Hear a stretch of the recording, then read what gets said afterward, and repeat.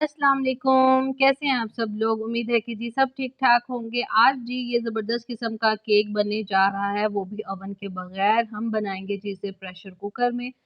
तो चले जी बिना टाइम वेस्ट किए हम चलते हैं अपनी रेसिपी की तरफ। सबसे पहले जी हमें जो चीज़ें चाहिए, 1 कप मैदा, आधा कप चीनी, और जी हमने इसमें 1 टीस्पून जो है वो बेकिंग पाउडर शामिल करना है, half tea spoon vanilla essence, और जी हमने एक छन्नी में ये डाल दिया है 1 कप मैदा और 1 टीस्पून बेकिंग पाउडर। इसको जी हमने अच्छे से छान लेना है। इसको पहले से ही आपने छान के अलग जो है वो सेपरेट रख देना है। अब जी हमने लिए हैं 4 अंडे, जिसकी सफ़ेदियाँ हमने अलग कर ली हैं, ज़र्दियाँ अलग कर ली हैं। जो हमारा आधा कप चीनी था वो हमने 2 पोर्शंस में डिवाइड करके हमने डाल देना है। एक साथ ही आपने चीनी जो है वो शामिल नहीं कर देनी। और एक बात याद रखिएगा, जब भी बेकिंग करनी हो तो जो अंडे या जो भी चीज़ हम यूज़ कर रहे हों वो रूम टेम्परेचर पर होनी चाहिए। अगर फ्रिज में अंडे पड़े हैं तो आप उसको पहले से निकाल कर रख दें। हमने सफ़ेदी को इतना बीट करना है कि ये फ्लफ़ी सा हो जाए, तब तक हमने इसको बीट करना है। ये जी हम अच्छे से जब बीट हो जाएगा तब हमने जो है वो ज़र्दियाँ ऐड करनी है। इसके अंदर कोई ऑयल मैं शामिल नहीं कर रही, कोई दूध शामिल नहीं कर रही। बड़ा सॉफ्ट सा स्पॉन्जी सा केक बनेगा। इस तरह से थोड़ा सा टिल्ट करके अच्छे से जो है हमने इसको बीट कर लेना है। अब जी ये इसके अंदर मैंने डाल दी हैं ज़र्दियाँ, थोड़ी थोड़ी करके आपने जी शामिल कर देनी है। और ये 1 टीस्पून मैंने शामिल कर दिया वनीला एसेंस। अगर आपको इसका फ्लेवर इतना पसंद नहीं है, हाफ टी स्पून भी कर सकते हैं आप इसका। इसको जी हमने अच्छे से इसको जी बीट कर लेना है।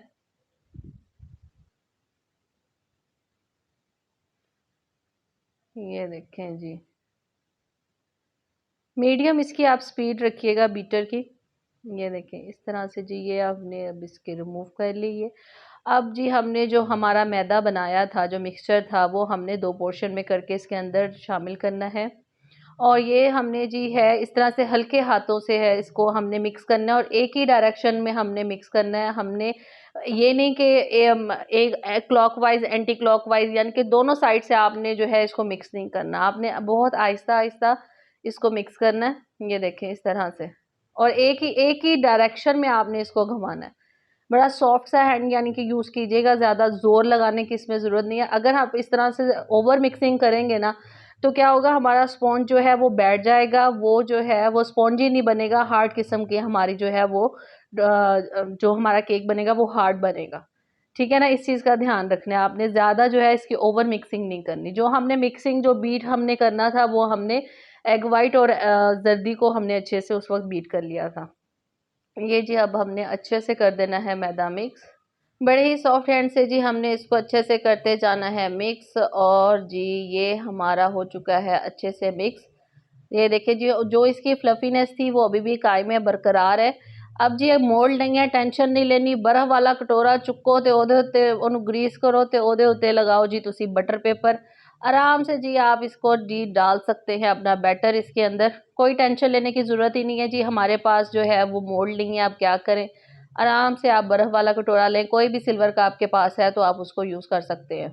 अब जी हमने इसको अच्छे से करना है टैप, ताकि कोई भी बबल बाकी ना रह जाए। उसके बाद जी जैसे ही मैंने केक बनाना स्टार्ट किया था, तो मैंने प्रेशर कुकर जो को है वो लो फ्लेम पे मैंने उसको रख दिया था गर्म होने के लिए। प्री हीट हमेशा करना ज़रूरी होता है, चाहे वो प्रेशर कुकर। ये देखिए जी, आँच आपने इतनी रखनी है, 40 टू 45 मिनट्स में आपका केक डन डन हो जाएगा इस आँच पे। तो आपने लाज़मी प्री हीट पहले कर लेना है अपना प्रेशर कुकर। और ये देखें जी, हमने छुरी से ये देखें जी चेक किया, ये देखिए बिल्कुल साफ नीट एंड क्लीन निकली है। इसका मतलब है कि जी हमारा केक हो चुका है रेडी। प्रेशर कुकर में जब आपने रखना है तो ऊपर से उसका जो वेट है वो नहीं रखना, वेट आपने उतार देना है।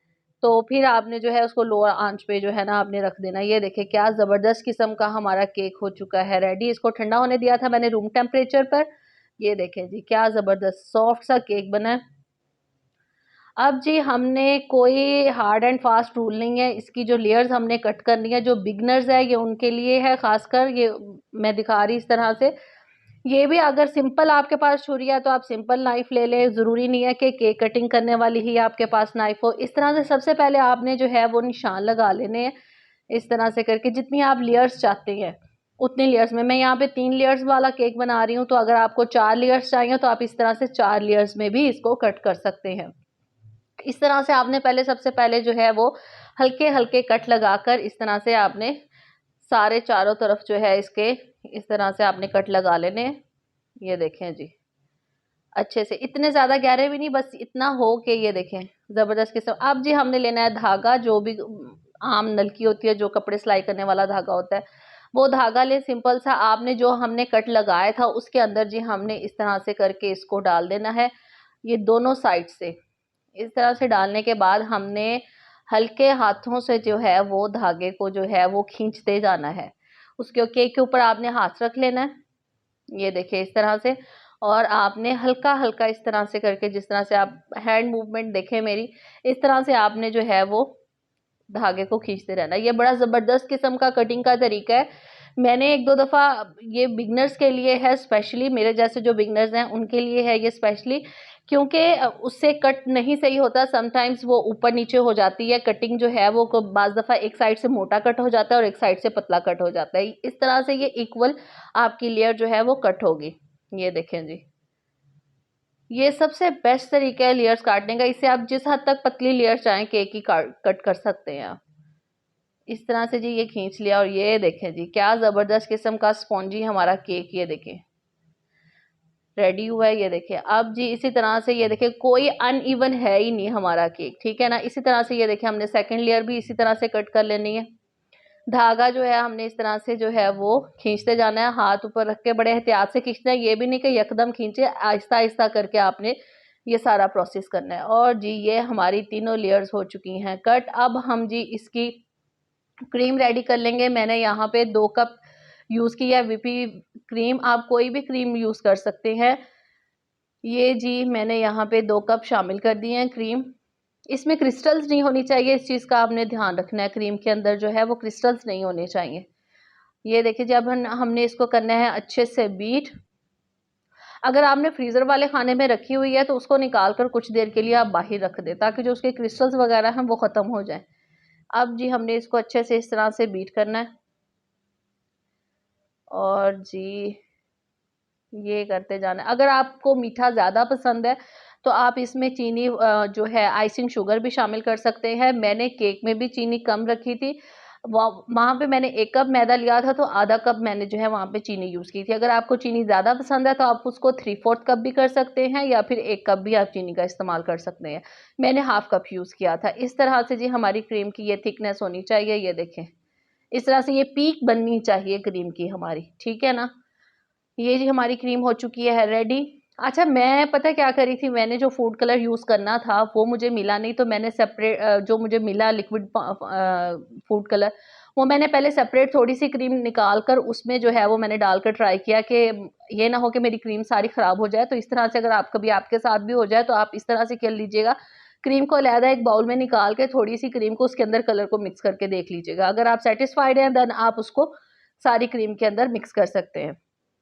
तो मुझे ठीक लगा तो फिर मैंने सारी क्रीम जो है वो मिक्स कर दी थी। मैं यहाँ पे जी पर्पल कलर का बना रही हूँ, आप कोई भी कलर यूज़ कर सकते हैं। फूड कलर, जेल कलर सबसे ज़्यादा बेस्ट रहते हैं। मुझे यहाँ पे जेल कलर नहीं मिले थे तो यहाँ पे मैं लिक्विड कलर यूज़ कर रही हूँ।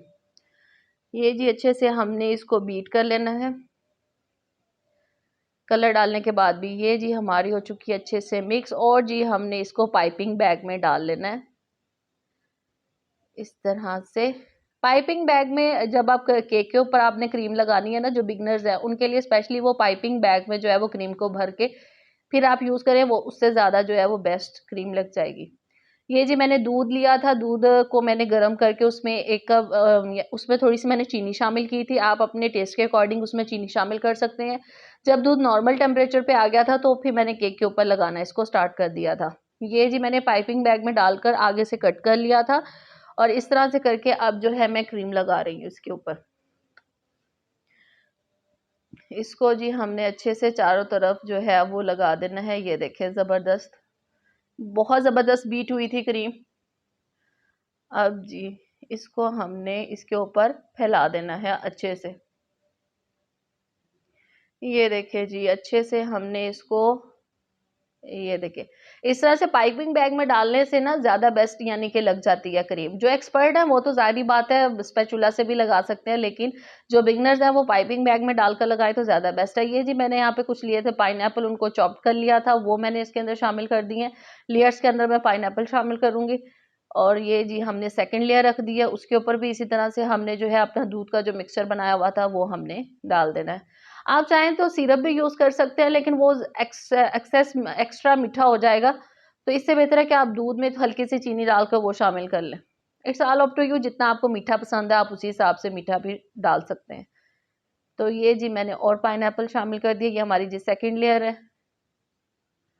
और इसके ऊपर जी ये हमने अपनी फाइनल लेयर रख दी है। इसको भी ये मैं पहले लगाने लगी थी क्रीम, फिर भूल गई कि मैंने तो इसको जो है इसको भी सॉफ्ट करना था। ये जी हमने इसके ऊपर भी ये दूध के लगा दिया अच्छे से। ये देखिए, इससे जो हमारा जो स्पॉन्ज है ना मज़ीद वो बहुत सॉफ्ट सा हो जाएगा। ये जी अब पाइपिंग बैग से ही मैं सारी क्रीम लगा रही हूँ पूरे केक के ऊपर। मैंने इसको एक नीट सा लुक नहीं देना, क्योंकि मैंने इसके ऊपर फ्लावर्स बनाने हैं, तो वो ज़रूरत नहीं है कि इसको हम बहुत ज़्यादा नीट करें इसको, तो मैंने ज़्यादा नीट नहीं किया था। अच्छे से जी इसको हमने क्रम कोट कर देना है। और उसके बाद क्रम कोट करने के बाद जी हमने इसको रख देना है फ्रिज में थोड़ी देर के लिए, आधे घंटे के लिए आप रख दें। उसके बाद जो जो भी आपने डेकोरेशन करनी है वो आप इसके ऊपर कर लें। ये जी मैंने सारी पाइपिंग बैग की मदद से ये देखें यहाँ पे क्रीम लगाई है। आप भी इस तरह से लगाइएगा, ज़्यादा इजी रहेगा, क्रीम को हैंडल करना भी ज़्यादा आसान रहेगा। ये देखें जी मैंने ये निकाल लिया है फ्रिज से, फ्रिज में रख दिया था मैंने। अब जी हम इसके ऊपर फ्लावर्स बनाएंगे। आप कोई भी डिज़ाइनिंग कर सकते हैं अपनी मर्जी से, it's all up to you. एक बात का ध्यान रखिएगा, क्रीम हैंडल करनी बहुत मुश्किल हो जाती है गर्मियों में। अगर गर्मी हो तो आपने क्या करना है, जिस बाउल में आपने क्रीम को बीट करना है उसके नीचे भी एक बाउल रखें और उसके अंदर बर्फ़ तोड़कर वो आप डाल दें और उसके ऊपर बाउल रखें।